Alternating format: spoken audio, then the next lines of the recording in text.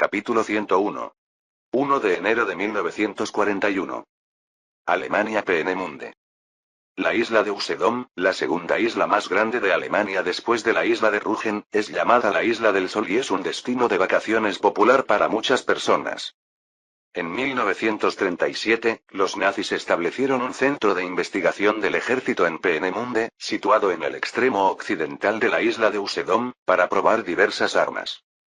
Entre las armas probadas en el centro de investigación del ejército de Peenemunde, las más famosas son los cohetes V1 y V2 utilizados por los nazis en sus ataques aéreos sobre el territorio continental británico al final de la guerra.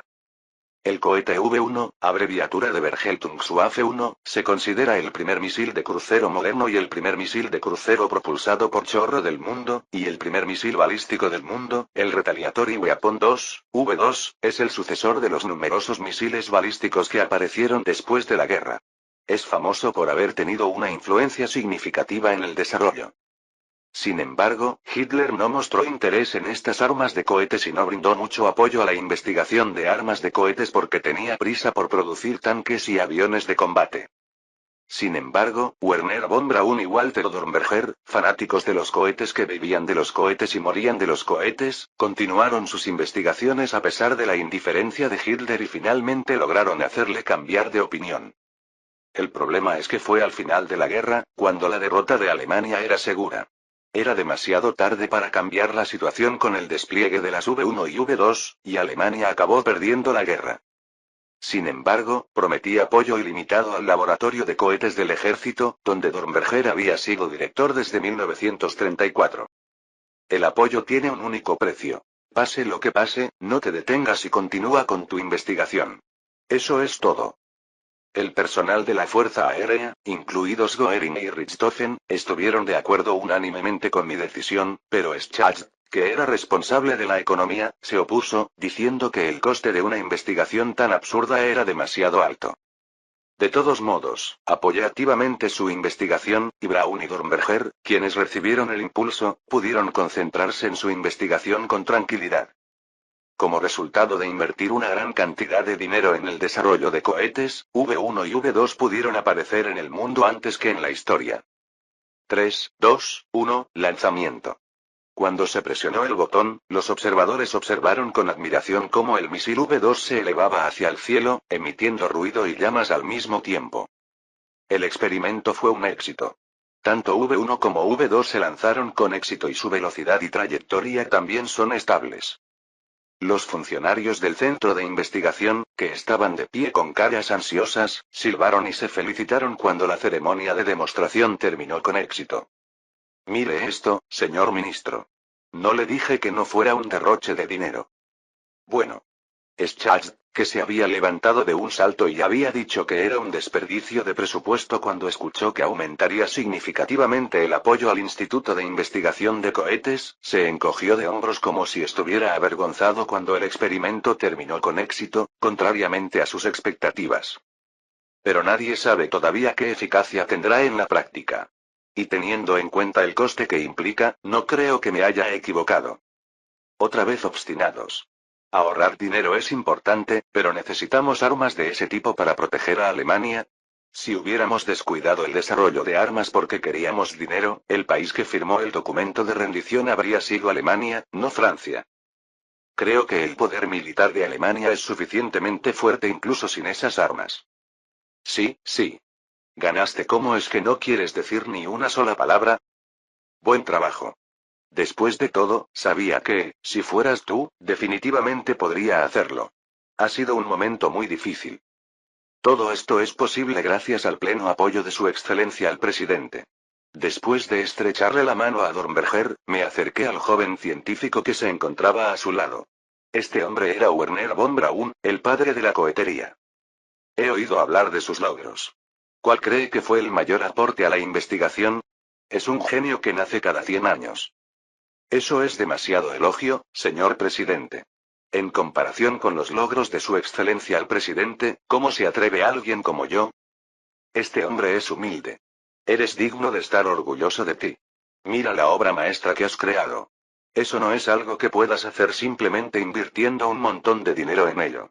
Siéntete orgulloso. Gracias. Seguiré haciendo lo mejor que pueda.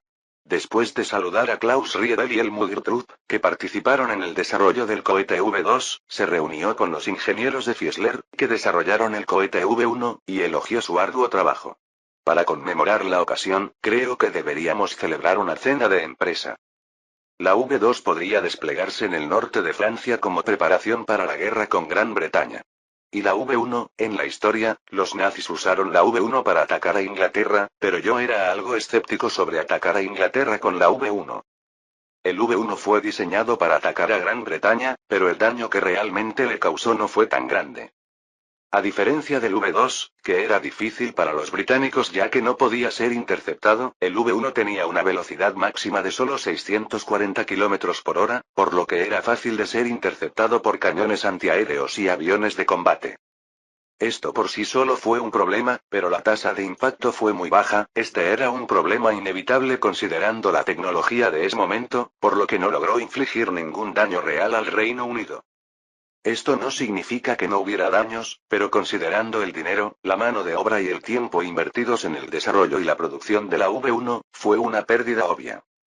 En cambio, puedes fabricar 12 V1 por el dinero que pagas por un Bf-109, 42.900 marcos, y puedes fabricar 30 V1 por el dinero que pagas por un bombardero como el Ju-88. Y teniendo en cuenta que es un misil que no lleva gente a bordo, por lo que la pérdida de vidas es cero, no es incomprensible que los nazis estuvieran obsesionados con producir el V1 al final de la guerra, ya que era un medio para lanzar la mayor cantidad de bombas sobre Gran Bretaña al menor coste. Sin embargo, considerando la relación coste-beneficio, utilizar el V1 para atacar al Reino Unido es un asunto que requiere cierta consideración. Por un momento. ¿Por qué no utilizar el V1 en el frente en lugar de atacar ciudades? ¿Sí? La V1 se utiliza en el frente, ¿quieres decir eso? El equipo de desarrollo de la versión 1 se quedó estupefacto por un momento después de escuchar lo que dije. Obviamente, lo hicieron porque les dijeron que fabricaran un arma de cohetes para usarla en ataques a ciudades, pero sería absurdo decir de repente que se usaría en el frente. Es posible, pero ¿por qué de repente preguntas eso? Dado que el V2 tiene un mayor alcance y una mayor velocidad de bala que el V1, pensé que sería mejor dejar los ataques a la ciudad al V2 y usar el V1 para ataques de primera línea.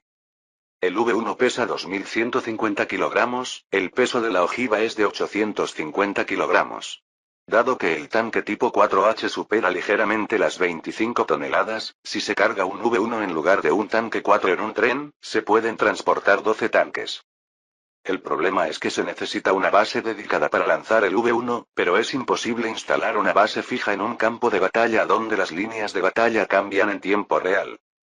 Si la línea del frente se desplaza debido al avance o la retirada de nuestras tropas, las bases situadas entre ellas quedarán inutilizables. Para ello, se necesita un lanzador móvil en lugar de una base. Los lanzadores móviles ya existen en el mundo. Un objeto que existe en el mundo desde principios del siglo XIX, que todavía se utiliza ampliamente y que se espera que siga utilizándose hasta el día en que la humanidad perezca. Es un tren. Estamos usando el V1 en un tren. De esa manera, el costo y el tiempo serán mucho menores que construir una base de lanzamiento separada del V1, y puede ser más útil. Independientemente de si nuestras tropas avanzan o se retiran, todo lo que tenemos que hacer es colocarlas en un tren, disparar y movernos. ¿Cómo es? ¿No sería un arma más efectiva que un camión de tren? ¿Qué? Es una muy buena idea. La idea de instalar un lanzamisiles en un tren y usarlo como base de misiles móvil surgió por primera vez en la Unión Soviética, y Corea del Norte siguió su ejemplo y todavía lo utiliza frugalmente en el siglo XXI. En el siglo XXI, cuando los medios de ataque están muy desarrollados y no hay necesidad de utilizar trenes, es un objeto cuya ubicación es ambigua, pero ¿y si el comienzo de las armas modernas fue en la Segunda Guerra Mundial, cuando apenas empezaban a aparecer? No hay otro método de ataque tan avanzado como este. Bien. Entonces, por favor, todos investiguen para que la V1 pueda instalarse en los trenes a partir de mañana. ¿Sí? No, ¿qué quieres decir? Estoy seguro de que puedes hacerlo.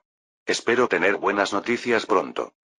La devolución del equipo capturado y confiscado por los alemanes a los franceses comenzó el 2 de enero, el día después de Año Nuevo. En primer lugar, el Renault FT-17. Al tratarse de una antigüedad utilizada en la Primera Guerra Mundial, no tiene ningún desperdicio devolverlo, y como el número de unidades recibidas supera las 1000, también es posible presumir de él. A continuación están los tanques de infantería como el FCM-36 y el D-1. No se ajustan a la estrategia de nuestro ejército de enfatizar la movilidad y su rendimiento es ambiguo, por lo que no es una pérdida de tiempo devolverlos. Lo mismo ocurre con los tanques de caballería. En el caso de los Somoa S-35, S-40 y Sharpe-1, solo se devolvieron 30 unidades de los 3. Si se incluyen vehículos como camiones de carbón y motocicletas, se devolvieron al ejército francés 800 piezas de equipamiento. Aunque se trate de un equipamiento obsoleto de Amán, ¿no sería un desperdicio devolverlo al ejército francés? Pero es demasiado anticuado para que lo utilicen nuestros militares, por lo que no es especialmente útil. Sería mejor dejarlo en manos de Francia y presumir. A cambio, pudimos utilizar colonias francesas e incluso recibimos la promesa de Francia de participar en la guerra cuando estalló, así que creo que lo vendieron por un precio justo. ¿De qué sirve esa gente desaliñada en el campo de batalla? Lo más probable es que te hagas pis en los pantalones mientras buscas a tu madre o que apuntes con tus armas a nuestros soldados. Turing, recordando la mala actuación del ejército francés, meneó la cabeza. Teniendo en cuenta la vergonzosa conducta del ejército francés en el frente occidental, no es descabellado afirmar esto. Así pues, como no podemos esperar poder de combate, deberíamos situarlos en la retaguardia tanto como sea posible y dejar que ellos mismos se encarguen de limpiar.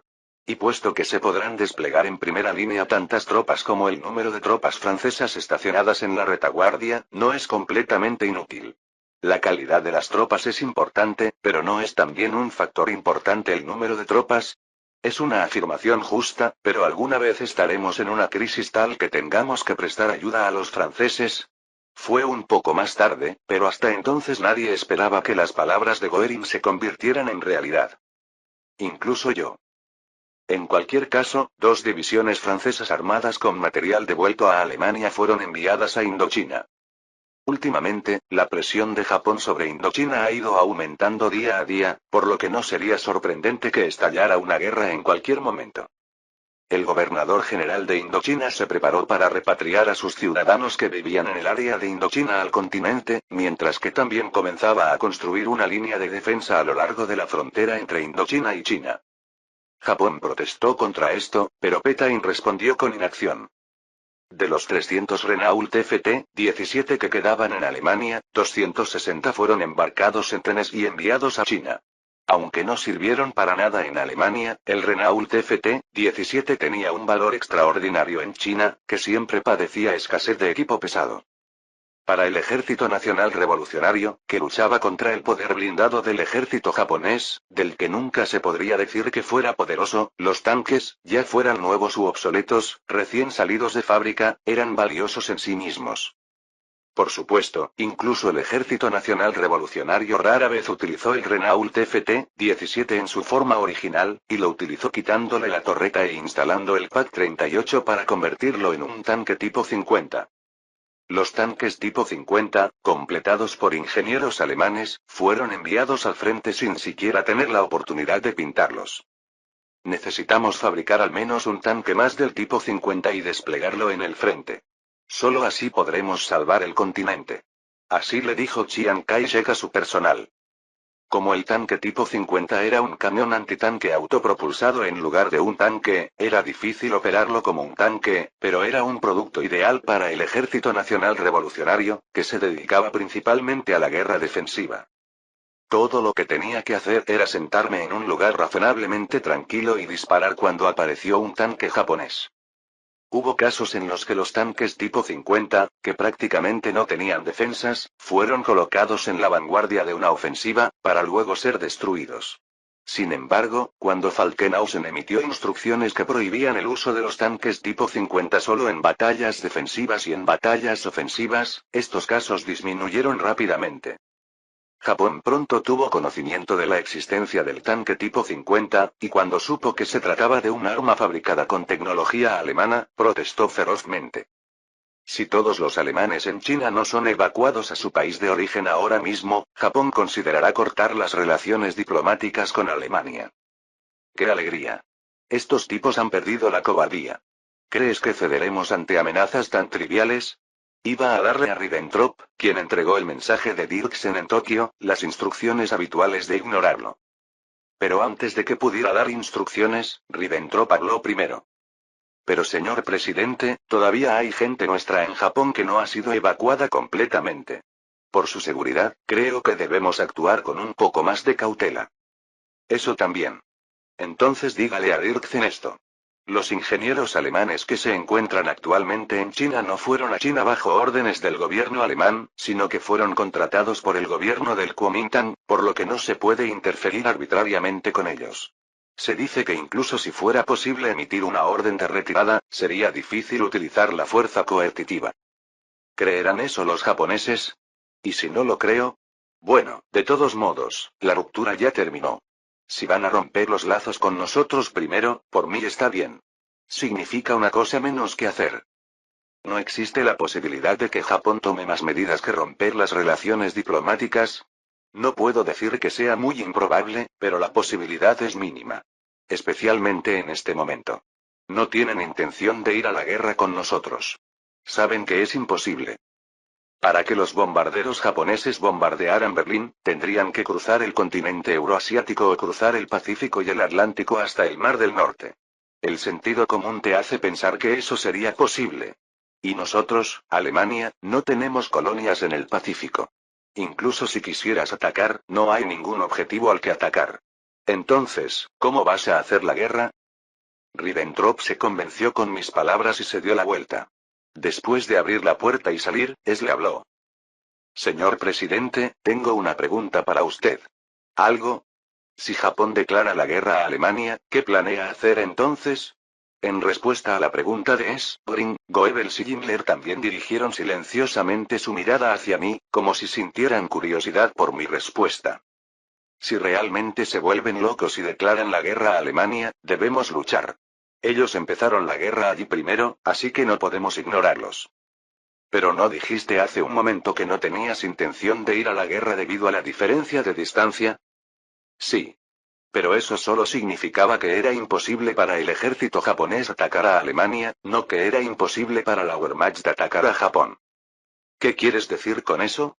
Es imposible para ellos atacar nuestro territorio, pero nosotros sí. La respuesta es sencilla. Todo lo que tenemos que hacer es trasladar las fuerzas de defensa nacional al campo de batalla en el lejano oriente por tierra. Si estalla la guerra con Japón, pienso pedirle a Stalin el paso de nuestras tropas. ¿Stalin, a la Unión Soviética? Sí, Unión Soviética. No hay otra forma de enviar nuestras fuerzas blindadas a China en gran número que a través del territorio soviético. ¿Pero Stalin accederá a nuestra petición? Himmler preguntó. Tal vez sí. Porque la persona a la que más teme ahora mismo somos nosotros. Me refiero a Alemania, no a Estados Unidos, Reino Unido o Japón. Así que, aunque no quieran mostrarnos odio, aceptarán nuestra petición. Pediré algo a cambio, pero ya lo pensaremos más adelante. En cualquier caso, una vez que nuestra fuerza aérea y nuestras fuerzas blindadas lleguen a China con la cooperación de la Unión Soviética, acabarán con el ejército japonés como si fueran hojas caídas. Las armas que posee la Fuerza de Defensa Nacional son muy superiores en rendimiento a las del ejército japonés. Liberarían Manchuria y la península de Corea más allá del territorio continental chino y, en última instancia, lanzarían armas de cohetes con un alcance mucho mayor mejorando el V2 en todo Japón para lograr la rendición de Tenno. Puede que lleve algún tiempo, pero por ahora, no hay otra manera que esta. Oye, aprendí más hoy que ayer. Como era de esperar, los pensamientos del presidente son diferentes a los nuestros. En cuanto terminé de hablar, las 4 personas me elogiaron con comentarios halagadores que habían preparado. Es una suposición que cualquiera puede pensar si se pone un poco a pensar. No, ya está hecho. No importa lo que diga, estos tipos tienen la costumbre de gritar su excelencia al presidente, Sugoi. Capítulo 102. Lebensborn. El significado del nombre es fuente de vida. Fue creada por Heinrich Himmler, un fanático de la supremacía germánica y creyente en la pseudociencia, para aumentar el número de arios de sangre pura mediante la crianza de jóvenes miembros de las SS reconocidos como racialmente superiores con mujeres solteras para que tuvieran hijos. Era una institución. Lebensborn, fundada en diciembre de 1935, también se estableció en Noruega en 1941 para aceptar solicitantes y dar a luz a bebés. El objetivo de Himmler era germanizar completamente Europa del Este estableciendo en el Lebensraum a arios puros de pelo rubio nacidos en Lebensborn, pero acabó siendo una ilusión, ya que Alemania perdió la guerra. Si Alemania hubiera ganado la guerra, el Lebensborn habría sido evaluado de manera diferente que en los tiempos modernos, pero en cualquier caso, este Lebensborn fue un intento tan raro y extraño que hay muy pocos casos similares en la historia de la humanidad. La mayoría de los niños nacidos en Lebensborn después de la guerra, especialmente los nacidos en Noruega, un país que había sido invadido por los nazis, eran huérfanos, muchos de sus padres fueron asesinados o devueltos a Alemania, y sufrieron una enorme discriminación y desprecio en la sociedad noruega. Se trata de uno de los actos más oscuros y representativos de los nazis, que se cobró innumerables víctimas. Como en el retiro anterior, Himmler me pidió que fundara Lebensborn, pero me negué rotundamente. No tengo suficiente dinero para gastar en regarme, y como en primer lugar no me interesa el espacio vital, no tenía intención de aumentar la población de una forma tan irrazonable. Justo cuando las huellas de Lebensborn se desvanecían en mi memoria, Himmler apareció de nuevo con Lebensborn. Un imperio milenario necesita soldados que lo defiendan durante 1000 años, señor presidente. Entonces. Por supuesto, es imposible que los humanos vivan tanto tiempo. Sí. De esta manera, las limitaciones de la esperanza de vida se compensan con una población numerosa. El llamado planario suplementario. Ese es el corazón de Lebensborn.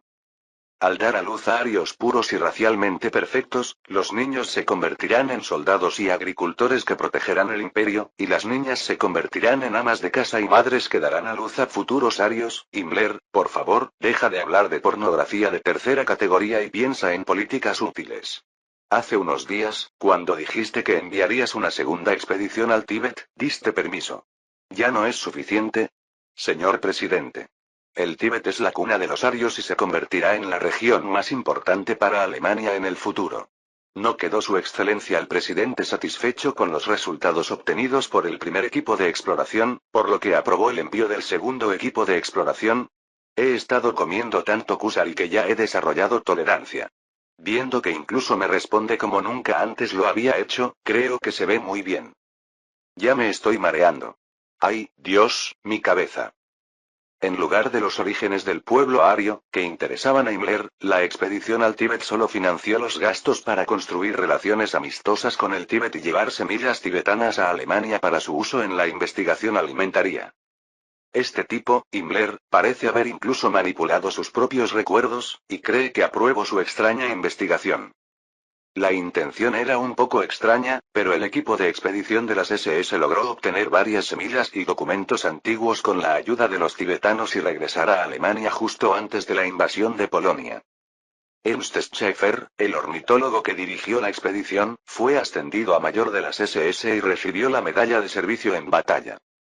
Ahora que la guerra había terminado, se organizó un segundo grupo de expedición, que incluía a Schäfer y a miembros de la expedición anterior, y estaba a punto de partir. De todos modos, este caso queda desestimado. Por favor, completen debidamente la formación de la recién creada división de montaña en las SS. Himmler, que había sido rechazado por segunda vez en Lebensborn, regresó desesperado. Pero esa tarde me pidió que me entrevistara. Señor presidente. El proyecto Lebensborn propuesto por el líder del Reich de las SS, Himmler, hoy al mediodía. ¡Oh, mierda! ¿Estás haciendo esto también? Aunque no era tan malo como Himmler, estaba ansioso porque él también era un gran fanático de lo oculto, y mientras me sentía desanimado, pensando que al final podría haber caído en ese lado, una palabra inesperada salió de la boca de Es. Es solo mi opinión, pero en lugar de centrarse solo en el parto, ¿por qué no abordarlo desde otra perspectiva? El objetivo de Lebensborn es aumentar la población alemana. Por supuesto.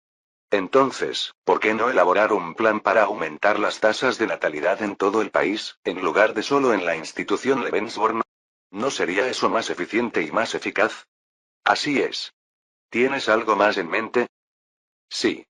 En primer lugar, hubo aproximadamente 110.000 víctimas en Alemania durante la guerra.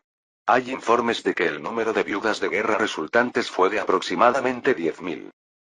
Hay muchas viudas que tienen dificultades para ganarse la vida con el dinero de consuelo y los subsidios que proporciona el gobierno porque sus maridos murieron en combate, y entre ellas, el gobierno interviene para concertar el matrimonio de aquellas que quieren casarse.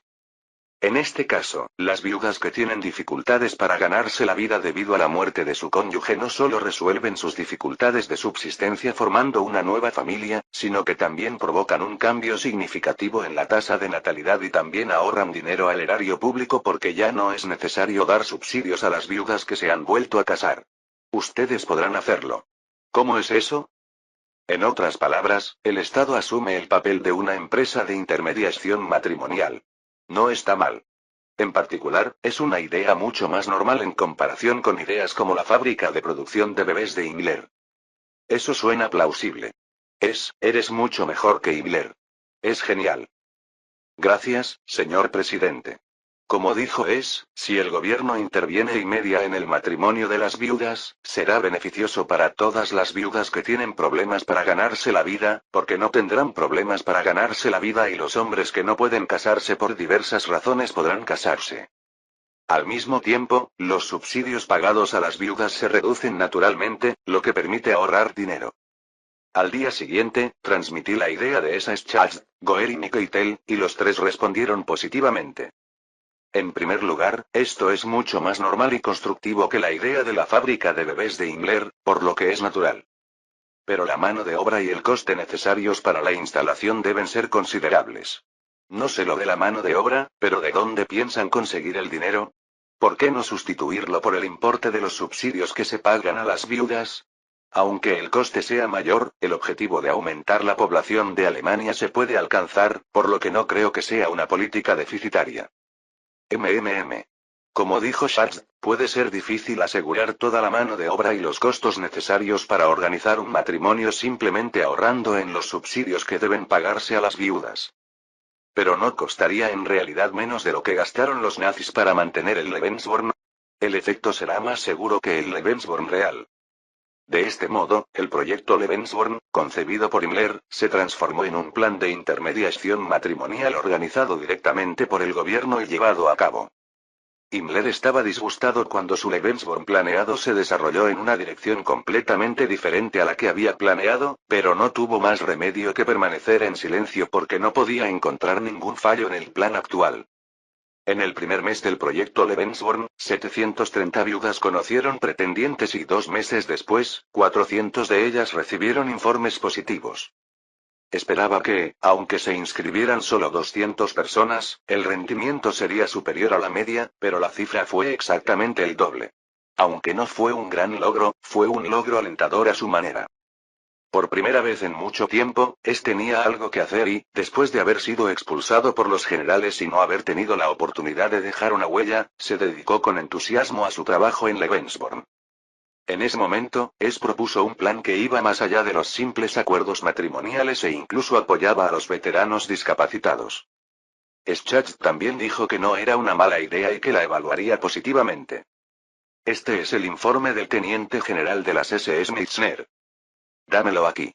El teniente general de las SS August von Meissner estaba en los Países Bajos. Como comandante en jefe de las SS estacionadas en los Países Bajos, su misión era monitorear el sentimiento público local, monitorear y perseguir las actividades de varias figuras y organizaciones antialemanas, incluida la resistencia, e informar periódicamente sobre los movimientos de ciertas personas. 2 de enero de 1941 Casa Dorn, Utrecht, Países Bajos. Feliz Año Nuevo, Su Majestad. Gracias, conde. El anciano Kaiser de Alemania, Guillermo II, saludó con la cabeza al joven conde que vino a hacerle una visita de cortesía. El conde vestía el uniforme de un mayor del ejército, pero los Junkers, que priorizaban el rango sobre el rango militar, se llamaban entre ellos por el título en lugar de por el rango, y Guillermo II, que era una figura anticuada, lo nombró conde deliberadamente para complacer a los pocos invitados que lo visitaban. El tiempo vuela. Parece que fue ayer cuando salí de Alemania con mi familia y crucé la frontera holandesa, pero ya estamos en 1941, el viejo Kaiser sonrió con las manos vacías y esparció alimentos sobre los patos que flotaban alrededor del estanque. Cuando era joven, Guillermo II no podía controlar su sangre y se dedicaba principalmente a ejercicios extremos. En particular, el deporte que más le apasionaba era la tala de árboles con hacha, e incluso cuando llegó a los Países Bajos después de ser destronado, estaba loco por la tala de árboles para aliviar su ira. Cortaba árboles todo el día como un leñador, hasta tal punto que el chambelán, los sirvientes y los funcionarios del servicio forestal holandés que lo seguían estaban preocupados por su salud. Sin embargo, ni siquiera los negocios pueden vencer al tiempo. Guillermo II, que ahora tiene 82 años, no pudo disfrutar de ejercicios extremos con tanta frecuencia como antes debido a su cuerpo envejecido y su resistencia debilitada. Siguiendo el consejo de su esposa y su médico de cuidar su cuerpo, redujo la tala de árboles, el tallado de madera, las caminatas y la alimentación de los patos en el estanque. ¿Has oído algo de tu presidente? Lo siento, pero es cierto. En respuesta a la respuesta del conde Klaus von Stauffenberg, Guillermo II volvió a girar la cabeza y miró fijamente a los patos en el estanque. Los patos estaban ocupados comiendo el alimento que Kaiser había esparcido. Después de comer toda la comida, los patos dieron vueltas alrededor del estanque, esperando que el Kaiser les arrojara migas de pan. El Kaiser esparció el último puñado de semillas en el estanque. Fue un Kaiser que cometió numerosos errores durante su reinado y que al final se convirtió en lo que es hoy, pero incluso él tenía al menos algo de sentido común. Guillermo II sabía que al actual gobierno alemán no le gustaba él, una reliquia de un viejo mundo. En particular, después de que se supo que muchos de los purgados durante la segunda noche de la espada larga eran realistas y que intentaron restaurar la monarquía en Alemania y reinstaurarse en los Países Bajos después del golpe, parecería ser aún más una espina en su costado. Guillermo II suspiró y dio un paso adelante. Cuando entró en la mansión, el chambelán corrió hacia él y le quitó la capa. Unas doncellas vestidas de negro condujeron al Kaiser y al conde hasta el salón. Al cabo de un rato, nos sirvieron a los dos un té negro inglés caliente.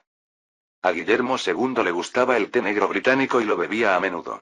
Incluso el día en que Gran Bretaña declaró la guerra, bebió té británico, y el día en que abdicó y llegó a los Países Bajos, terminó el día con té británico. No se enoje demasiado, Su Majestad. Stauffenberg bajó la voz para ver si alguien lo oía. Todavía hay muchas personas en el ejército que siguen a Su Majestad. Stauffenberg no se oponía a las políticas de Hitler ni del partido nazi, sino que era un ferviente seguidor de Hitler. Sin embargo, su fe se desvaneció después de presenciar 2 noches de la espada larga. En particular, era cercano a varios de los golpistas arrestados durante la segunda noche de los cuchillos largos, e incluso fue investigado por la Gestapo por hacer declaraciones confiadas en la inocencia de los participantes arrestados. Afortunadamente, se reconoció que no tenía contacto con los participantes más allá de su amistad habitual, y fue liberado con solo una advertencia de que tuviera cuidado con lo que decía. Sin embargo, cuando varios de sus conocidos fueron víctimas de la ejecución, y él mismo fue señalado como persona de interés, fue tratado como un niño prácticamente abandonado por sus superiores. Stauffenberg comenzó a distanciarse de los nazis en serio. También reconoció que el Führer había logrado algo que ningún otro alemán había logrado. En particular, apoyó con entusiasmo la colonización de Polonia, eterno enemigo de Alemania, y la tentación de doblegar a Francia. Sin embargo, el presidente reprimió sin piedad a los opositores políticos que se interpusieron en su camino y no dudó en masacrarlos. Cuanto menos judíos. ¿Y los negros? ¿No se ríe todo el mundo de Alemania porque el Führer les da un trato preferencial? Está claro que Alemania ha seguido desarrollándose desde que asumió el poder, pero a cambio ha perdido mucho. El pueblo ha perdido su libertad, los militares y la nobleza han perdido su autoridad y están ocupados ignorando las costumbres y el orden de tiempos pasados como si fueran obsoletos. Ahora que la guerra ha terminado, es necesario restablecer las costumbres y los órdenes que se abandonaron tras la victoria. Solo entonces Alemania seguirá siendo Alemania. Yo también soy uno de ellos. Majestad, ahora Alemania os necesita de nuevo. Majestad debe dar un paso adelante y corregir la orden que ha sido ignorada. Gracias por tratar tan bien a este anciano. Pero ¿cómo es eso posible? Guillermo II meneó la cabeza. Las palabras de Stauffenberg eran ciertamente dulces, pero eran una ilusión sin sustancia. Si le pides a cualquier ciudadano alemán que elija entre Hitler y yo, lo más probable es que elija a Hitler. Por eso Hitler tiene una presencia absoluta en Alemania. Incluso yo, en algún momento, nunca tuve tanta autoridad como Hitler.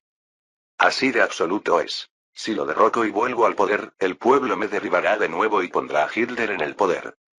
Stauffenberg tampoco desmintió las palabras de Guillermo II. Incluso si el golpe triunfaba, era evidente que solo provocaría una reacción violenta del pueblo. Pero, Majestad. Cuando el emperador murió en Francia, 50.000 personas se reunieron en el funeral para expresar sus condolencias.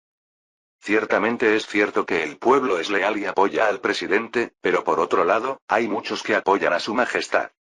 Ahora que la guerra ha terminado, si su majestad aparece nuevamente ante el pueblo, ¿no cambiaría la opinión pública?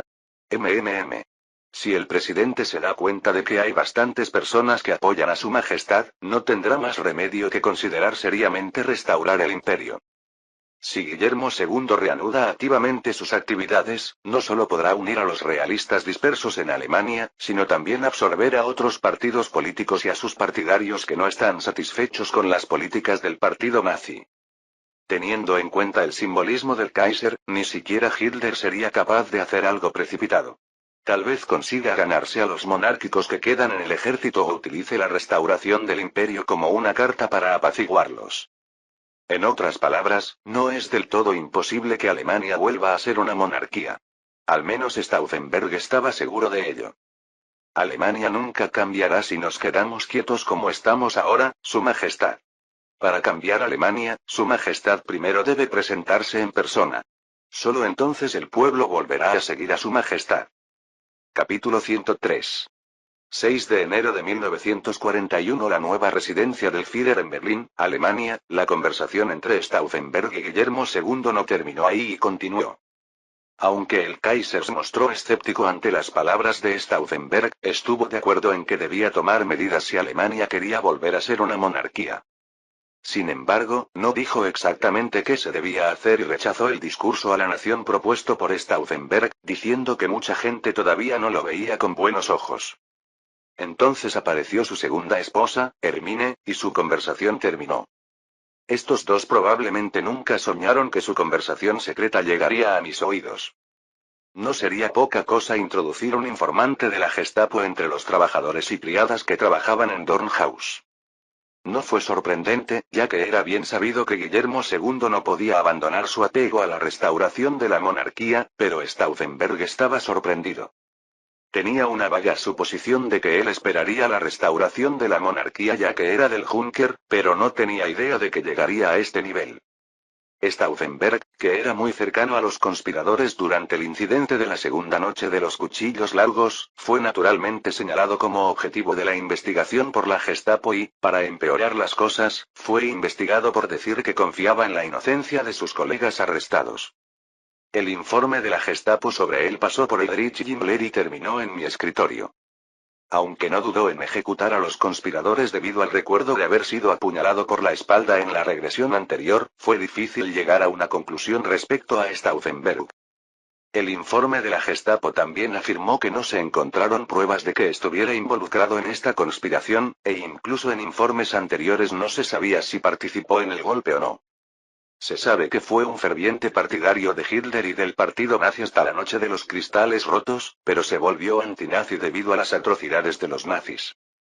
Como la noche de los cristales rotos no había ocurrido y las atrocidades estaban estrictamente prohibidas, pensé que había buenas posibilidades de que él fuera mi fiel partidario aquí. No pude matarlo solo porque estaba ansioso, así que decidí mantenerlo con vida. Después de ser liberado, Stauffenberg luchó en Polonia y Francia, luego fue nombrado guardaespaldas de Guillermo II y enviado a los Países Bajos. Pero nunca pensé que aquí estarían pelando semillas de calabaza. Si te hubieras quedado callado, habrías disfrutado de la vida celestial, pero me estás instando a que lo haga hablando. Heinrich. ¿Qué opinas de esta afirmación? Es una declaración claramente llena de traición. Nunca puedes quedarte de brazos cruzados. ¿Tienes alguna idea de qué hacer con este tipo? Por supuesto, por fusilamiento, no. No creo que ese sea un método muy bueno. ¿Por qué? Si tomamos las palabras de Stauffenberg y lo fusilamos, la solidaridad de los monárquicos que quedan puede ser más fuerte. A duras penas hemos logrado unir a Alemania, pero no podemos permitir que esto nos haga empezar a calumniarnos y a odiarnos de nuevo. Que se trate a Stauffenberg con discreción. Lo haré de la forma más discreta posible. Aprovechemos el hecho de que se encuentra en los Países Bajos. Muy bien. ¿Qué hará el Kaiser? Siento ganas de regañarte para que no vuelvas a albergar esas vanas ilusiones, ¿no sabes que no se puede hacer? Deberíamos dejarlo así. Sin embargo, debemos vigilar la casa Dorne más a fondo. Si tipos como Stauffenberg se acercan al Kaiser y le dan incluso un rumor extraño, estaremos en problemas. 9 de enero de 1941 Utrecht, Países Bajos, ¿ha oído las noticias, mayor? ¿Qué noticias? He oído que el Führer tiene intención de invitar al Kaiser a Alemania. ¿Sabe algo, mayor? En absoluto. Lo escuché por primera vez hoy. Stauffenberg, que estaba sentado en el asiento trasero del Kübelwagen y fumaba tranquilamente un cigarrillo, pensó de repente que la orden de presentarse en el cuartel general podría estar relacionada con la noticia que le había contado su ayudante. Si el Führer tenía intención de invitar al Kaiser a Alemania, esto explicaría por qué de repente llegó una orden de citación desde el cuartel general. Otro rumor es que el mariscal del Reichsgring vendrá a tener una audiencia con el Kaiser. Soy Goering. ¿Pero qué tiene que ver eso conmigo? Piénsalo. Si vienen personas de alto rango, será una locura que lleguen unos días antes. También dicen que viene el segundo al mando de Alemania, reconocido por el Führer. El ayudante sacudió la cabeza, como si imaginarlo fuera aterrador. La sola noticia de que viene el comandante de la división pondrá patas arriba a toda la división, pero ¿y si viene el mariscal Goering, que es nada menos que el segundo al mando del Tercer Reich? No podrás dormir bien durante unos días y estarás ocupado fregando. Puedes hacerlo como siempre. ¿Por qué te preocupas tanto? Si es cierta la noticia de que el Führer invita al Kaiser a Alemania, ¿por qué invita al Kaiser? ¿Es esto también una obra preparada por Goebbels? Quizás se trate de una convocatoria para hablar de la restauración de la monarquía, la posibilidad de que eso ocurra es pequeña. El objetivo es probablemente propagar la idea entre el público creando una escena creíble con el Kaiser en primer plano. Espera. ¿No sería mala idea aprovechar esta oportunidad para informar al público sobre la existencia del Kaiser y conseguir apoyo para la restauración de la monarquía? Aunque el Kaiser es un hombre anciano sin poder real, el hecho de haber sido el antiguo monarca de Alemania impide que incluso el Führer lo trate con descuido. Ojalá pudiera usar eso para dirigirme a la gente directamente. En lugar de esperar una vaga clemencia por parte del presidente, si usted predica directamente al pueblo sobre la necesidad de restaurar la monarquía, podría ser una buena oportunidad para reunir apoyo y medir la reacción del público. ¡Guau! Cuando el neumático derecho del Kübelwagen que circulaba por la carretera explotó, el conductor giró rápidamente el volante hacia la izquierda. El Kübelwagen, que perdió el equilibrio, giró y chocó contra un árbol de la calle y se detuvo. Mayor, ¿estás bien? Estoy bien. ¿Qué clase de situación es esta? No estoy seguro, pero creo que el neumático explotó. En el momento en que el conductor abrió la puerta del conductor para verificar el estado de los neumáticos, se escucharon disparos. Decenas de balas volaron casi simultáneamente, destrozando indiscriminadamente los cuerpos de los 3 pasajeros del Kübelwagen.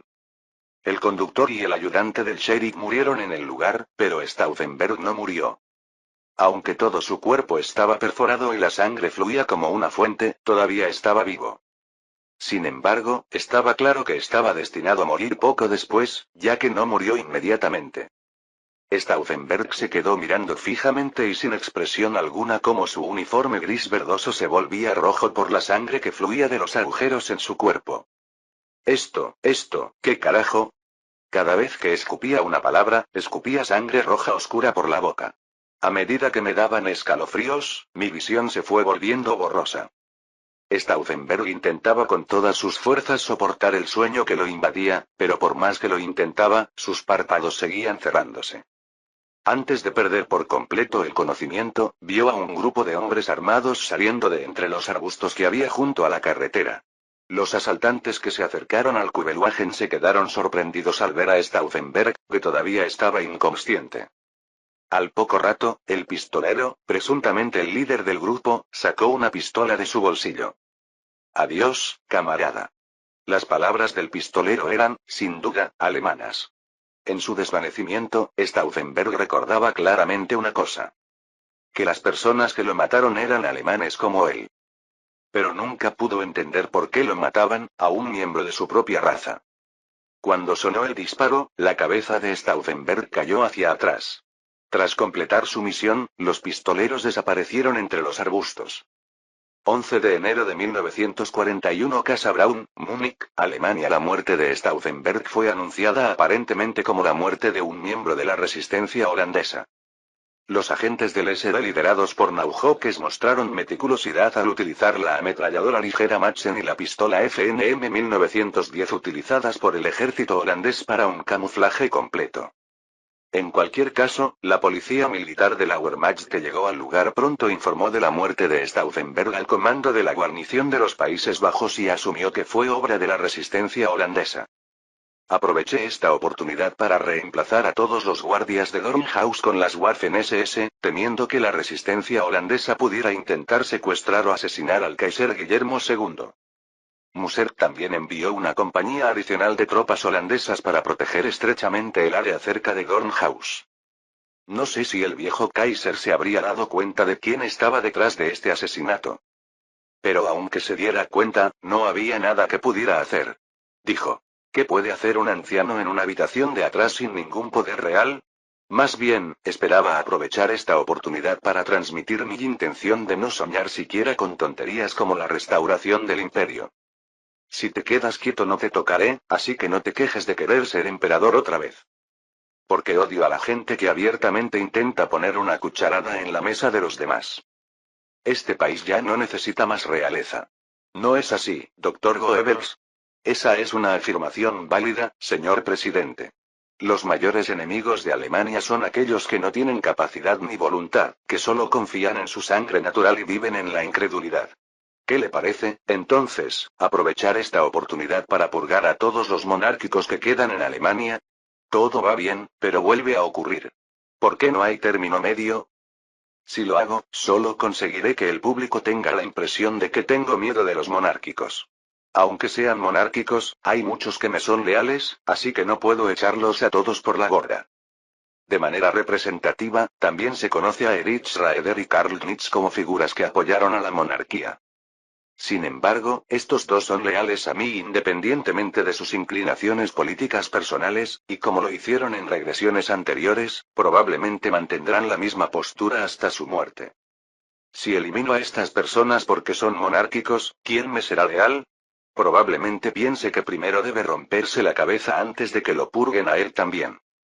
En el caso de August von Mackensen, que fue mariscal de campo alemán durante la Primera Guerra Mundial, él afirma abiertamente ser un realista, pero es un gran hombre al que ni siquiera yo, el Führer, me atrevo a tocar, por lo que no puedo tratarlo con descuido. Tocar a Mackensen, la persona de mayor rango no solo en el ejército sino también en todas las fuerzas de defensa, es lo mismo que convertir a todas las fuerzas de defensa en enemigos. Y aunque Mackensen sabe que no puedo tocarlo, no se presiona y coopera con las políticas del partido nazi, manteniendo bien las líneas básicas. Mackensen, la figura más importante de la facción realista, es así, por eso los demás también se portan bien. Por supuesto, solo lo parece por fuera y no sabemos qué piensan por dentro, pero no hay forma de conocer el interior de una persona. Así que, siempre y cuando no cruces la línea tan abiertamente como Stauffenberg, ya seas monárquico o demócrata, planeo cruzarla en silencio. Himmler, ¿tienes alguna sugerencia para mí? ¿Qué es esta vez? Sí, por favor mira este plano. Acepté el plan presentado por Himmler con la sensación de que esta vez debía ser una tontería, como antiguas reliquias arias o algo así. Una vez me sorprendió que mi presentimiento fuera erróneo y dos veces el contenido del plan. El título del plan es Medidas para el uso de judíos en el protectorado polaco. ¿Utilizamos a los judíos en Polonia? ¿Tú comiste algo malo hoy? De lo contrario, no habría forma de que me sugirieses algo así, ¿verdad? ¿Podría ser que alguien más estuviera poseído por Himmler, tal como yo estuve poseído por Hitler? El plan de Himmler era lo suficientemente impactante como para hacerte pensar de esa manera. El hombre que sostuvo a lo largo de la historia que cada persona judía debería ser exterminada ahora sugiere que se utilice a los judíos. El sol saldrá por el oeste. Nunca imaginé que tú, y nadie más, sugeriría que utilizáramos a los judíos. No he cambiado mi opinión de que los judíos están obstaculizando el desarrollo de Alemania, pero no me había dicho antes el Führer que se debería utilizar a cualquier persona, ya sea judía, negra o morena, si eso ayuda a Alemania. Como dijo su excelencia al presidente, estaba pensando en ello de la forma más práctica posible. Pues bien, es imposible que una persona cambie de repente de la noche a la mañana. Sin embargo, teniendo en cuenta que Himmler, que era un antisemita vehemente, sugirió que los judíos debían ser utilizados primero, parece que incluso este tipo tiene margen para el cambio. Aún queda un largo camino por recorrer, pero hemos llegado hasta aquí. Según las investigaciones de la SD, el número de judíos que viven en el protectorado polaco se estima en 3,3 millones. Aunque en principio son polacos, han sufrido mucha o poca discriminación y persecución por parte del pueblo polaco y del gobierno polaco. Por eso, los judíos del protectorado acogen con agrado la presencia de nuestras tropas alemanas y, entre los habitantes del protectorado, son los más activos a la hora de cooperar con las autoridades. Los polacos del protectorado, al igual que los checos del protectorado de Bohemia y Moravia, se están adaptando en gran medida al régimen alemán, pero algunos se han convertido en partisanos y están librando la lucha armada.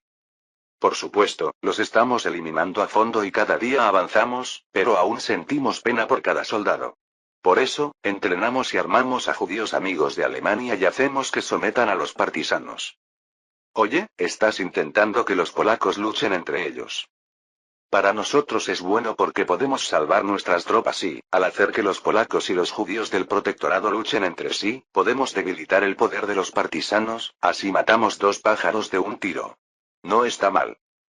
Es una buena idea, pero, Himmler, ¿cómo va a reclutar judíos? ¿No se unirían los judíos solo si hubiera una compensación, como un aumento de las raciones o subsidios especiales? Himmler respondió a mi pregunta con una sonrisa. No hay compensación, señor presidente. ¿No habrá compensación? ¿Qué significa eso? ¿Se reunirán allí los judíos si no hay compensación? Por supuesto, se pagarán las prestaciones básicas. Por supuesto, también son mercenarios que luchan con armas por Alemania. Sin embargo, no es necesario ofrecer recompensas especiales. ¿Sabes por qué? No sé. Porque no hay necesidad de hacerlo. Como los judíos han sido duramente perseguidos en Polonia, mucha gente odia a los polacos. ¿Quién les negaría la oportunidad de matar a polacos con sus propias manos? Preferirían matar a polacos, incluso si eso significara pagarles. La predicción de Himmler pronto resultó ser cierta. El reclutamiento comenzó en todo el protectorado para crear unidades judías y en una semana llegaron más de 40.000 solicitantes. Debido a que había tantos solicitantes, el plazo de reclutamiento, que estaba previsto para mediados de febrero, terminó temprano, el 25 de enero.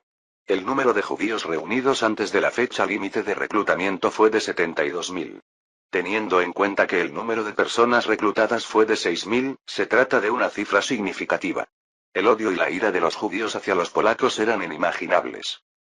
Entre los candidatos, hay que dar prioridad a los que hablen alemán y a los que tengan experiencia en el servicio militar.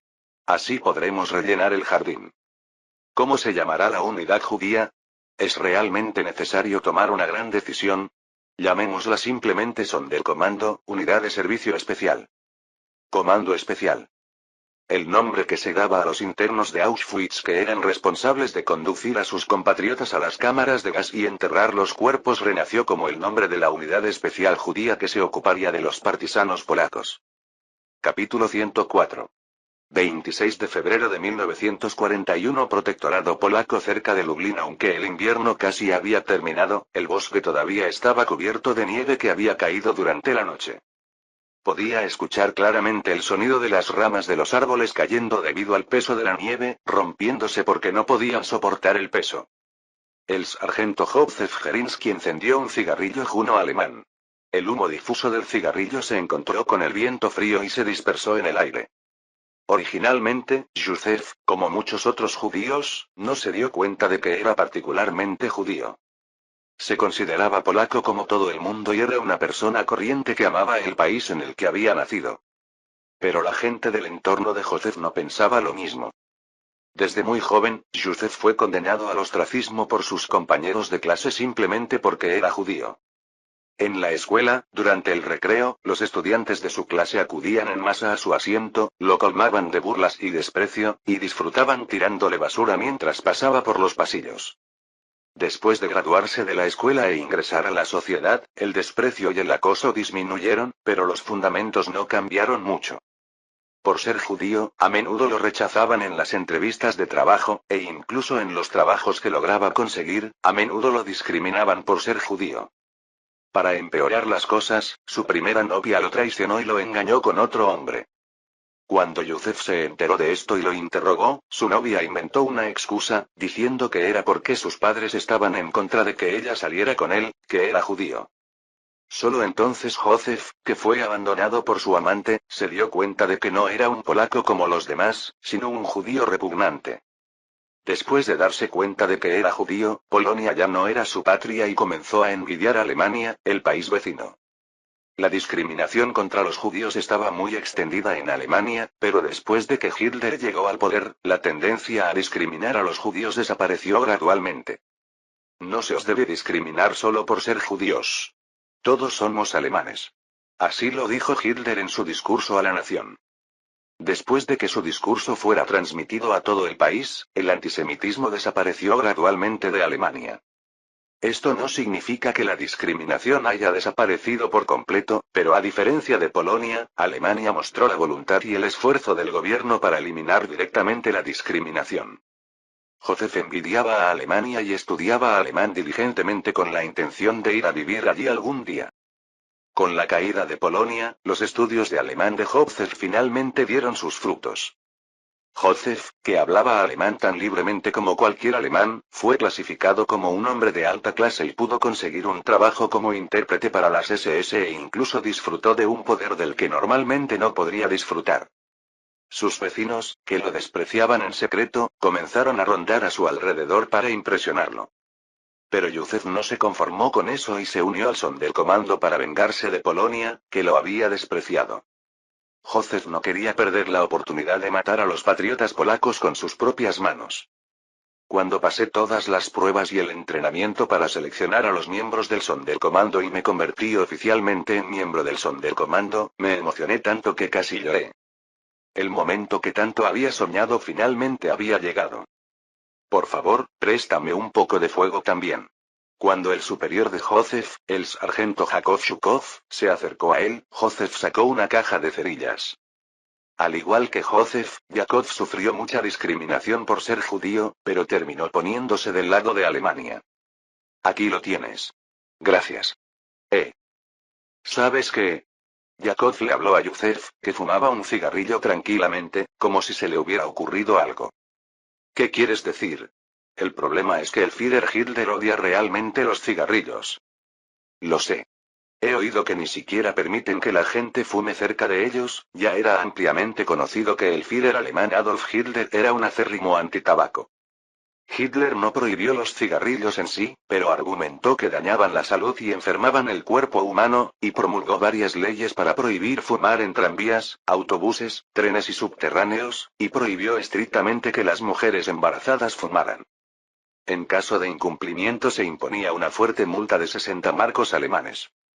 Las leyes relacionadas con el tabaco se aplicaban solo en los territorios imperiales, con las excepciones de Bohemia, Moravia y el protectorado polaco, que fueron anexados a Alemania, por lo que la política antitabaco en el territorio imperial era tan estricta que se decía que los alemanes que vivían en el territorio imperial envidiaban a los alemanes que vivían en el protectorado. Un sargento del ejército alemán que conozco me dijo que si un soldado fuma y deja de fumar y firma un compromiso, recibirá una recompensa e incluso vacaciones. En cambio, si le pillan fumando después de firmar el compromiso, le confiscarán la recompensa, le multarán e incluso le enviarán a prisión. ¿Por qué odia tanto los cigarrillos?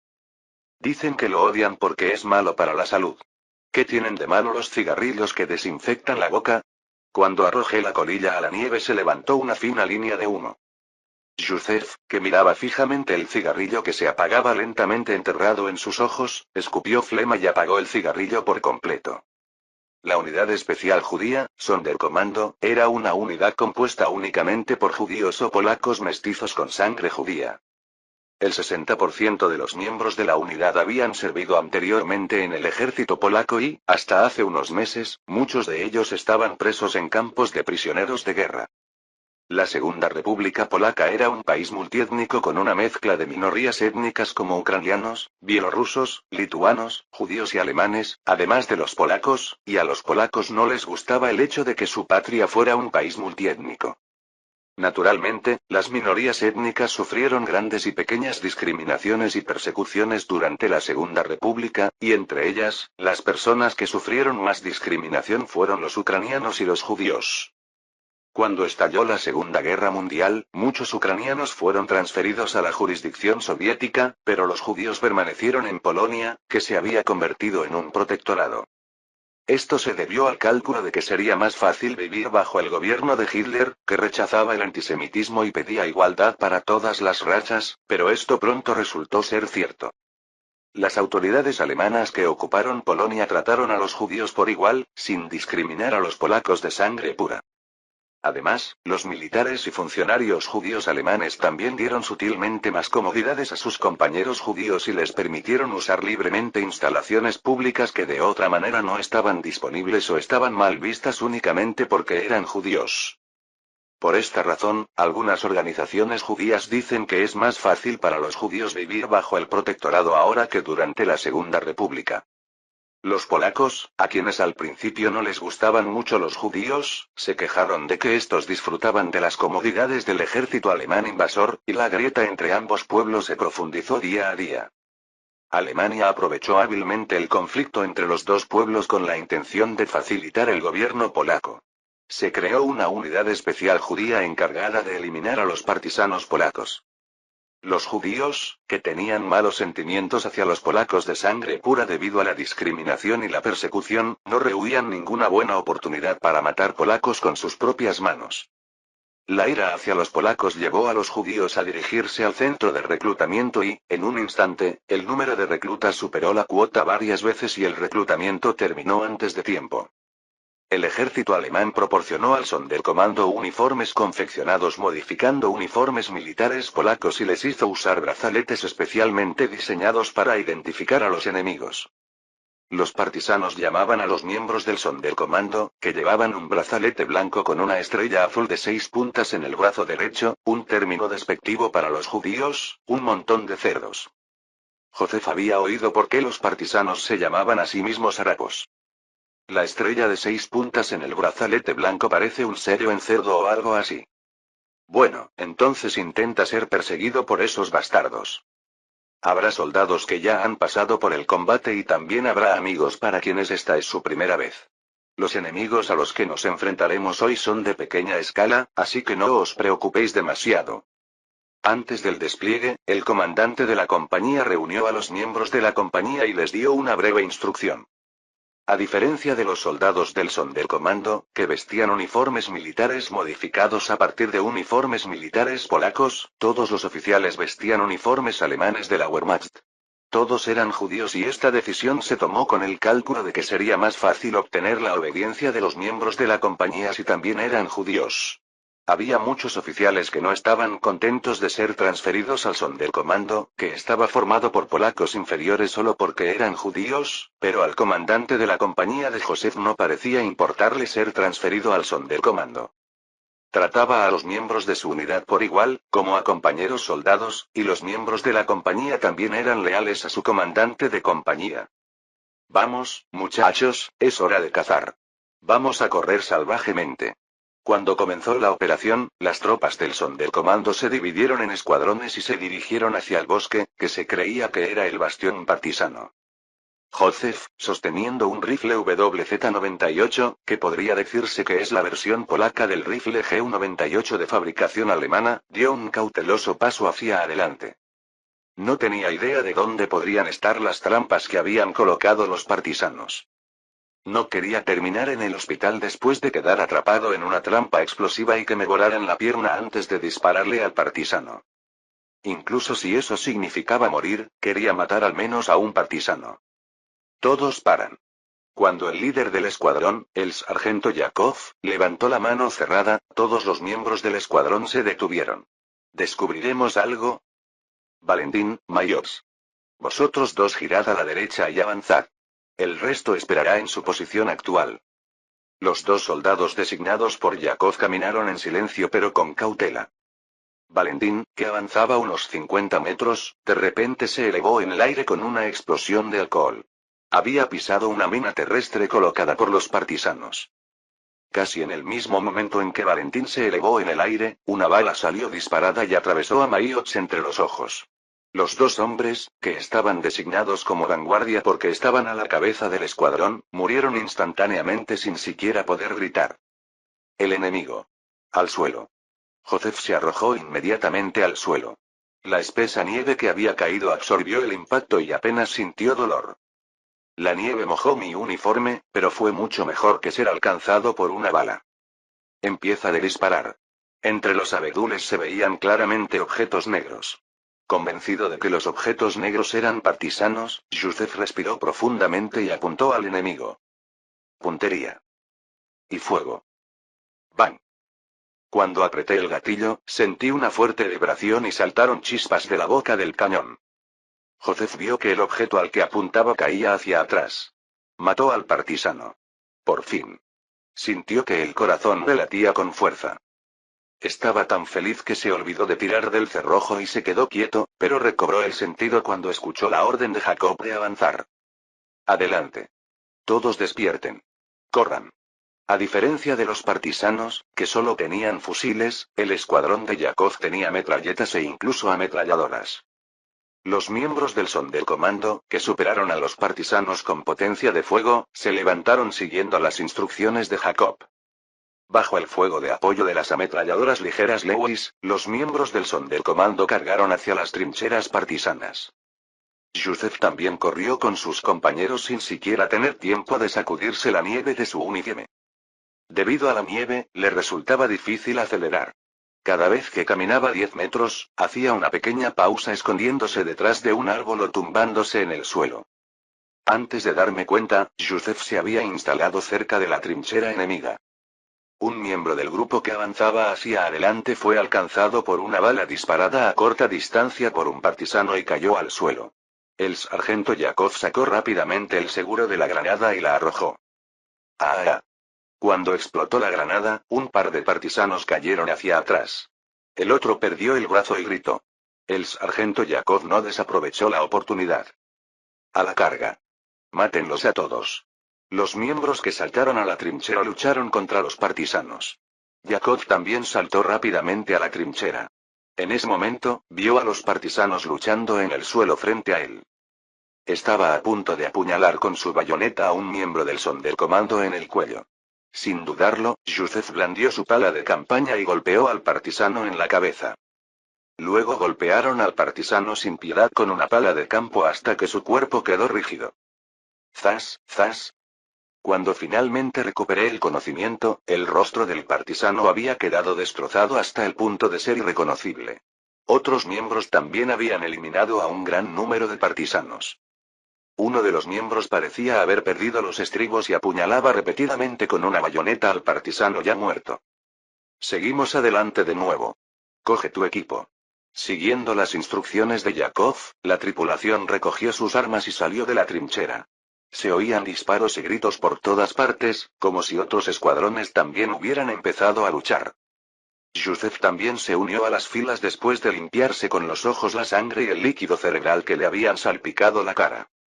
Una vez que la tripulación vio sangre, ya no hubo sentimientos de tensión ni miedo. Solo puedo sentir el placer primario y la emoción que trae el asesinato. 1 de marzo de 1941 Berlín, Alemania. El Sonderkommando, creado por sugerencia de Himmler, resultó ser extremadamente útil en el combate real. El poder de combate del Sonderkommando no era en absoluto inferior al de las unidades de la Wehrmacht, como si la discriminación que siempre habían sufrido por parte de los polacos hubiera creado un efecto sinérgico. Teniendo en cuenta que las armas proporcionadas al Sonderkommando se entregaron únicamente a unidades de segundo y tercer nivel en Alemania, su poder de combate era considerable. En la lucha para reprimir a los partisanos también se desplegaron unidades auxiliares formadas por antiguos soldados polacos, pero no estuvieron a la altura del rendimiento del Sonderkommando. Los comandantes de la Wehrmacht, impresionados por el desempeño del Sonderkommando, solicitaron permiso para establecer una nueva unidad Sonderkommando, y el tamaño del Sonderkommando aumentó de 6.000 a 20.000. A medida que el número de personas aumentó, se alistaron muchas personas que no cumplían con el límite existente, pero fue bueno porque los sacrificios de los soldados alemanes se reducirían en consecuencia. En honor a Himmler, que había logrado su primera hazaña en mucho tiempo, autoricé la creación de nuevas divisiones de las Waffen-SS. Me pregunté si era necesario formar una nueva división mientras los soldados que habían sido llamados a filas durante la guerra regresaban a la sociedad uno tras otro, pero Himmler era tan irracional que no había nada que pudiéramos hacer. De todos modos, ese tipo tiene codicia por el poder. Himmler, en cambio, las divisiones recién creadas deberían convertirse en unidades de élite como las 3 divisiones anteriores. Porque se dio permiso para hacerlo. ¿Entiendes? Por supuesto, señor presidente. ¿No fue el propósito original de la creación de las Waffen-SS entrenar a las unidades más elitistas de Alemania? No puede haber, ni debe haber, ningún grupo de gente desorganizada en las orgullosas SS. De esta forma se crearon la 4ª División de Granaderos de Policía de las SS, la 5ª División Panzer de las SS Wiking y la 6ª División de Montaña de las SS Norte. Esperaba que hubiera algunas opiniones incómodas sobre el hecho de que el tamaño de las Waffen-SS se había duplicado en un instante, pero sorprendentemente no hubo ninguna, tal vez porque yo personalmente di permiso para su creación. Mientras los judíos que habían jurado lealtad a Alemania luchaban contra los partisanos polacos y los A6 que se habían unido a las Waffen-SS rodaban por el campo de desfiles, los tanques tipo 4 y los Archers convertidos en H eran cargados en trenes con destino a China. En un principio, estaba previsto que los vehículos nuevos recién salidos de fábrica se enviaran a China, pero a petición de Brauwich, si era necesario proporcionar vehículos nuevos a los ciudadanos chinos que aún no habían pagado la totalidad de la factura, se enviaron los vehículos existentes a China. Y eso se ha convertido en una realidad. Se escucharon voces de descontento por parte de las unidades de primera línea a quienes les quitaron repentinamente su equipo, pero rápidamente se calmaron cuando anunciaron que proporcionarían equipo nuevo desde la fábrica. El día antes de que partiera el primer tren a China, invité a los miembros del grupo asesor militar en China a la residencia presidencial y celebré un gran banquete. Esto era para levantar la moral del grupo asesor militar en China, pero también porque no era posible celebrar una ceremonia pública de despedida. Si se celebra una ceremonia de despedida y se difunde la noticia en el vecindario, existe la posibilidad de que Japón lo tome como una declaración de guerra de facto. No sé qué podrían hacer esos locos, así que tendré que tener cuidado por ahora. Sería difícil que estallara una guerra mientras la retirada de los alemanes de Japón aún no se haya completado. Un brindis por los guerreros germánicos que parten hacia China en busca de la paz mundial. Salud. Sírvelo. Bebe. Como era su último día en Alemania, los miembros del grupo asesor militar comieron y bebieron hasta saciarse durante la semana. Los camareros les sirvieron comida y bebida sin parar, y la banda tocó canciones hasta que terminó el banquete. Caminé por el salón de banquetes, conversando con cientos de soldados uno por uno y brindando con ellos. Mientras seguía caminando por el salón de banquetes sin parar, al final del banquete, mis piernas temblaban como si hubiera marchado 1000 millas. Como presidente del Tercer Reich, daré órdenes a sus soldados. Asegúrense de regresar con vida. Organizaré un banquete aún más grandioso que el de hoy. Todos lo entenderán. Sí, señor presidente. Por fin, Siegel. Hola Hitler. Capítulo 105. 22 de marzo de 1941. La nueva residencia del Führer en Berlín, Alemania. El rey Pedro II de Yugoslavia, que tomó el poder tras derrocar a su tío, el príncipe Pablo, pareció vivir tranquilo durante un tiempo. Sin embargo, la información recopilada por SD y Afbear era diferente de lo que se reveló en la superficie.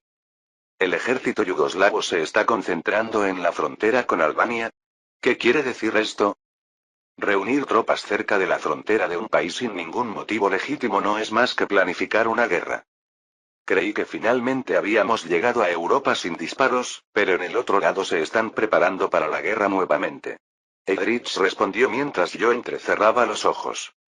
Las intenciones exactas de Yugoslavia aún están por determinar, pero creo que se trata de una intención de atacar y anexionarse Albania, que recientemente se independizó y es menos confusa. Eso tiene sentido. Albania y Serbia históricamente han tenido una mala relación.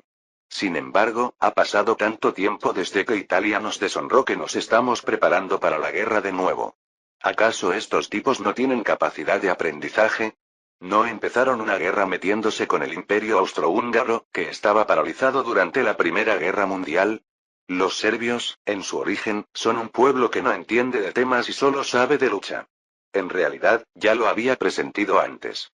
Poco después del golpe, Yugoslavia importó 300 T-26 de la Unión Soviética. Se especuló mucho sobre la repentina importación de tanques de la Unión Soviética, pero no le prestaron mucha atención, viéndolo como un intento de compensar la desgracia mostrada anteriormente y de fortalecer el poder militar. Sin embargo, 2 meses después, Yugoslavia importó otros 200 T-26 y 60 bombarderos pesados de B-3. Además, nos pusimos en contacto con el Reino Unido y realizamos un pedido adicional del Hawker Hurricane, que ya está en funcionamiento en la Fuerza Aérea Yugoslava. Aunque se dijo que era una medida para fortalecer el poder militar, sentí que era demasiado repentino, pero nunca pensé que existiera un plan como este. ¿Albania sabe esto? Creo que lo notaremos pronto. Albania y Alemania no son aliados formales, pero fueron muy amigos de Alemania porque se independizaron de Italia con nuestra ayuda. Era un país importante para Alemania a su manera, porque no solo arrendaba gratuitamente sus propios puertos, sino que también exportaba cromo y productos agrícolas a Alemania a precios muy bajos. También hay que compartir información con Albania. Y ya que estamos, supongo que debería proponer la formación de una alianza militar. Anteriormente había sugerido formar una alianza militar con Albania, pero el rey João I dio un paso atrás y dijo que no creía que fuera necesario hacerlo en ese momento. Pensé que podría deberse a la preocupación de que inclinarse demasiado hacia Alemania podría ofender a Gran Bretaña, que todavía ejerce una influencia considerable en los Balcanes y el Mediterráneo. No es que no entendiera la posición de Albania y que estuviera bien formar una alianza con Albania o no, así que aprobé sin ningún problema. Sin embargo, si Yugoslavia se prepara para una invasión, incluso el rey João I cambiará de opinión. El país parece estar desapareciendo nuevamente, pero ¿aparecerá Inglaterra en la mira? Y una cosa más. No solo Yugoslavia, sino también Grecia son movimientos inusuales en los últimos tiempos. ¿Cristo? Sí. A primera vista, se trata de un entrenamiento militar normal, pero hay mucho movimiento de tropas, lo que resulta extraño para un entrenamiento. También resulta extraño que se estén desplegando tropas de forma intensiva en el noroeste de Grecia, cerca de la frontera con Albania. Estoy especulando con la posibilidad de que haya algún tipo de acuerdo entre Yugoslavia y Grecia. ¿Fue porque pensaron que les resultaría difícil hacerlo por sí solos y por eso trajeron a Grecia? La gente muy avara es extrañamente realista en este sentido. Grecia es un país amigo de Yugoslavia, pero al mismo tiempo, las relaciones con Albania no son muy buenas ya que están en conflicto por la soberanía sobre la región de Epiro. Grecia tenía una buena relación con Alemania durante la época en que Ioannis Metaxas, que estudió en Alemania, era primer ministro, pero lamentablemente Metaxas falleció el 29 de enero de este año. Con la muerte de Metaxas, Grecia, originalmente pro-británica, comenzó a distanciarse de Alemania. El Ministerio de Asuntos Exteriores estará ocupado durante un tiempo. Llame a Ribbentrop-Weizsäcker. Sí, señor presidente. 25 de marzo de 1941 Ciudad de Nanchong, provincia de Sichuan, China. Mientras los diplomáticos alemanes estaban ocupados viajando por la península balcánica para evitar la guerra, el entrenamiento estaba en pleno apogeo en la ciudad de Nanchong. El entrenamiento militar durante la guerra no es algo infrecuente, pero este entrenamiento era especial. Fue un entrenamiento bastante importante en el que miembros del grupo asesor militar alemán, que llegaron a China después de viajar miles de kilómetros, enseñaron a los soldados del Ejército Nacional Revolucionario cómo utilizar equipos de fabricación alemana y dominarlos. Como Chiang Kai-shek y otros líderes del Kuomintang estaban presentes, la actitud y la mentalidad de los soldados hacia el entrenamiento seguramente serían diferentes a las habituales. Mira con atención. Es una nueva metralleta de fabricación alemana. Se llama MP-40, utiliza balas de 9 milímetros que pueden matar a un caballo de un solo disparo y un cargador tiene capacidad para 32 balas. Un oficial del Ejército Nacional Revolucionario interpretó lo que dijo un sargento alemán del grupo asesor militar en China y habló con los soldados, y los soldados escucharon la interpretación del oficial y prestaron atención a las acciones del sargento alemán. Por lo general, mucha gente dispara sujetando el cargador, pero en este caso, el retroceso durante el disparo aumenta el riesgo de que el cargador se doble o se dañe el orificio de inserción, provocando un mal funcionamiento del arma, como un mal suministro de munición, así que evítelo tanto como sea posible. La forma correcta de sujetar la MP40 es sujetar el guardamanos detrás del cargador. O bien, sujetar la parte superior del inserto del cargador, no el cargador, y disparar. Antes de disparar una granada de fusil, no olvides cargar una bala de fogueo en la recámara. Además, como el retroceso es fuerte, tienes que sujetarte bien con el hombro y tener cuidado de no apuntar la boca del cañón hacia abajo, ya que existe el riesgo de que la granada se derrame. El personal que operaba las 3 compañías de tanques, compuestas por 10 tanques número 4 y 20 Archers, estaba compuesto por oficiales y soldados veteranos que habían logrado numerosas hazañas.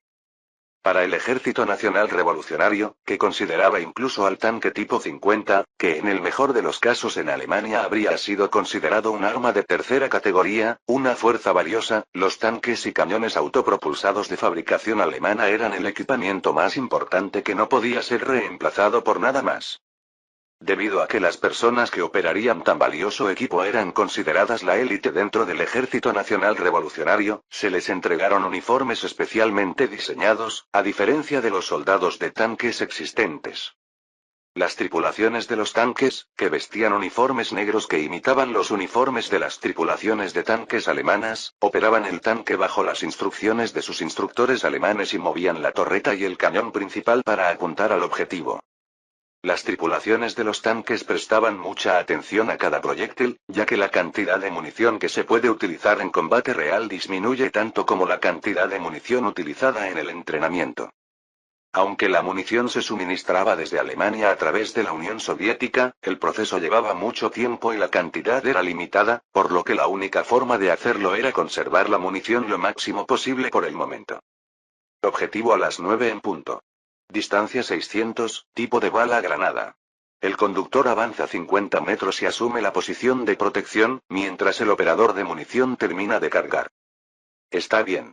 El Panzer IV, que había estado avanzando dejando huellas que recordaban a una larga oruga en el suelo, se detuvo y pronto un destello de luz del tamaño de una casa surgió de su cañón principal. Acierto. Para ser el primer disparo, está bastante bien. Gracias. El receptor cobró fuerzas con los elogios del instructor, pero el conductor no fue así. Conductor, la dirección es demasiado brusca. No se puede conducir pensando en el tanque Type 50 que se ha conducido antes. El tanque 4 es un tanque mediano, varias veces más grande y pesado que ese. Hay que conducir teniendo eso en cuenta. Lo corregiré. El conductor que manejaba el tanque tipo 50, que estaba basado en un tanque ligero, no podía adaptarse bien al tanque 4, mucho más grande y pesado. De todos modos, este nivel de habilidad no estaba mal para el primer entrenamiento, por lo que el instructor no dijo nada más. Es raro que un soldado sea bueno desde el principio. Si repiten el entrenamiento, llegarán a ser competentes hasta cierto punto y podrán mejorar su rendimiento en el combate real. ¿Cómo se siente, señor presidente? Estoy muy satisfecho.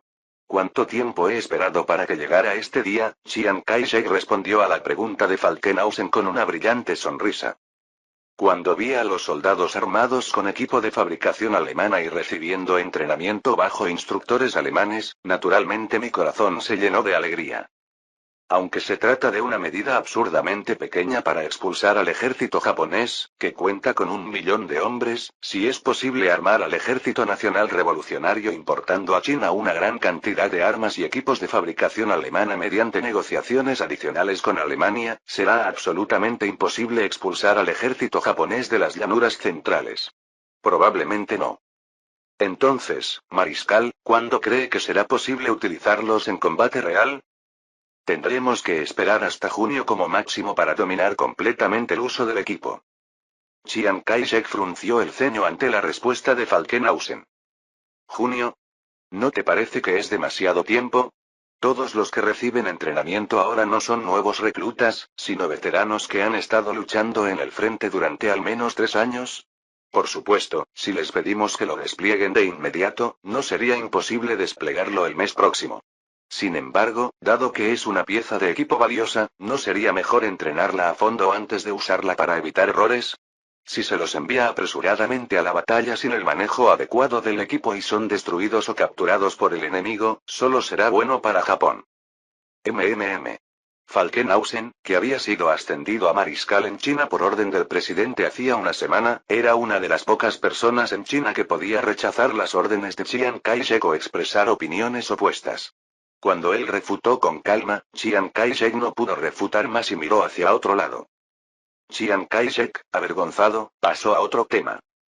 Ese maldito dinero es un problema.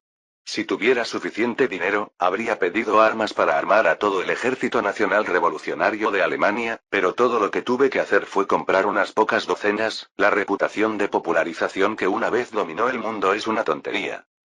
A medida que China se acercaba cada vez más a Alemania, Estados Unidos reaccionó con sensibilidad.